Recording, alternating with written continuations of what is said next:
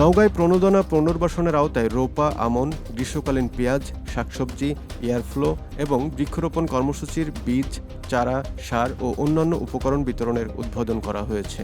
আজ দুপুরে উপজেলা পরিষদ অডিটোরিয়ামে প্রধান অতিথি হিসেবে এর উদ্বোধন করেন সদর আসনের সংসদ সদস্য জাহিদুল ইসলাম ধলু।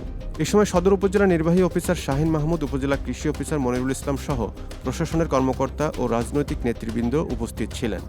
অনুষ্ঠানে 2100 কৃষকের মাঝে রোপা আমন ধানের 5 কেজি বীজ, ডিএপি, এমওপি সার 10 কেজি করে, 450 জন কৃষককে গ্রীষ্মকালীন পেঁয়াজ 1 কেজি করে, বীজ ও ডিএপি, এমপিও সার 10 কেজি করেও বিতরণ করা হয়। এছাড়া 1150 জন কৃষকের মাঝে গ্রীষ্মকালীন শাকসবজি, বিভিন্ন প্রকার বীজ ও 15 কেজি করে ডিএপি, এমওপি সার বিতরণ করা হয়।